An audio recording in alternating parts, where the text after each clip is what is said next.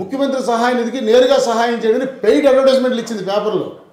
Paid full page అడ్వర్టైజ్మెంట్లు ఇచ్చింది. ఒక క్యూఆర్ స్కాన్ పెట్టి ఆన్లైన్లో నేరుగా ఎవరైనా కంట్రిబ్యూట్ చేయించారు. ఆల్రెడీ స్పందించినటువంటి పెద్ద మనసున్న ఉద్యోగులు ముందుగానే స్పందించి ఇచ్చేశారు. నేను 10,000 రూపాయలు ఇచ్చాను. అంటే ఇది మీ కంప్లైంట్ మీ ఉద్యోగస్తుల కంప్లైంట్. పైపచ్చి ప్రభుత్వం కూడా వితండవాదం చేసింది. ఇవ్వద్దు అనుకున్న వాళ్ళు మేము ఇవ్వమని దరఖాస్తు పెట్టండి అని. అది చాలా నేరం. ప్రభుత్వం అనా పైసా నా జీతం నుంచి కట్ చేయాలన్నా నా సమ్మతి కావాలి. కన్సెంట్ ఆఫ్ ఎంప్లాయీతో మాత్రమే కట్ చేయాలి. లేకపోతే ఎవడో లెటర్ ఇవ్వండి అని చెప్పి అనడం కూడా తప్పు. అంటే నేను ధర్మం చేయట్లేదని నన్ను ఎక్స్పోజ్ చేస్తావు నువ్వు సమాజంలో. అసలు ఏ ధర్మం అనేది నా అభీష్టమా ఈ మ్యాండేటరీయా? చట్టం ద్వారా నిబంధన విధించచ్చా ధర్మం చేయమని? లేదు కదా మరి. అదొకటి మీ కంప్లైంట్. ఒక కంప్లైంట్ అని కాదు, మేము ఒక 27 అంశాలు ఉద్యోగులకి కామన్గా సంబంధించిన అంశాలు, ఆర్థిక ప్రయోజనాల చెల్లింపు, సర్వీస్ వ్యవహారాల పరిష్కార వేదికలు, ఇలాగే విలేజ్ వార్డు సెక్రటేరియట్ అనేటువంటి ఒక వ్యవస్థని తీసుకొచ్చి కూర్చోబెట్టారు.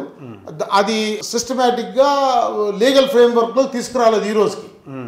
మీకు తెలుసా అసలు వాళ్ళు కూడా 130,000 మంది ఒకసారి వచ్చేసి యంగ్స్టర్స్ వచ్చేసి ఎవరు పడితే వాళ్ళు ఒక 7 వందల సంఘాలు పెట్టేసుకుని లెటర్ ప్యాడ్లు వేసేసుకుని ఏది పడితే అది ఎవడు కనబడితే ఆడికి షాలో కప్పాను, బొకే ఇచ్చాను, ఫోటో దిగాను, ప్రెస్ స్టేట్మెంట్ ఇచ్చాడని చేస్తున్నారు. అసలు వాళ్ళ సమస్య ఏంటి? ఇప్పుడు 11 వివిధ ప్రభుత్వ శాఖలకి చెందిన 18 మంది ఫంక్షనరీస్ని ఒక రూఫ్ కింద కూర్చోబెట్టి దానికి సచివాలయం బోర్డు పెట్టారు. అది గ్రామమా వార్డా, మున్సిపల్ పరిధిలో అయితే వార్డు, రూరల్ గ్రామీణ ప్రాంతంలో అయితే గ్రామ సచివాలయం. అంతవరకు బాగానే ఉంది. దే కెన్ ఫంక్షన్, వారు అక్కడ ఫంక్షన్ చేయొచ్చు, సేవలు అందించవచ్చు. బట్ ఈ 11 డిపార్ట్మెంట్లో వాళ్ళని కలిపి ఒక డిపార్ట్మెంట్గా క్రియేట్ చేయొచ్చా?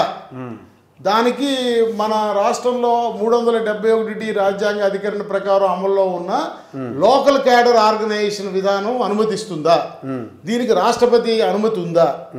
ఎందుకంటే మన రాష్ట్ర విభజనలో కూడా 2014 రాష్ట్ర విభజన చట్టంలో కూడా ఇది యథాతథంగా ఇరు రాష్ట్రాల్లో కొనసాగుతుందని చెప్పారు. సో వీళ్ళు 11 భిన్న, ఏ డిపార్ట్మెంట్కి ఆ డిపార్ట్మెంట్ ఒక యూనిట్ ఆఫ్ అపాయింట్మెంట్. ఈ 11 డిపార్ట్మెంట్ వల్ల ఒక యూనిట్ కింద చేయడానికి కుదరదు.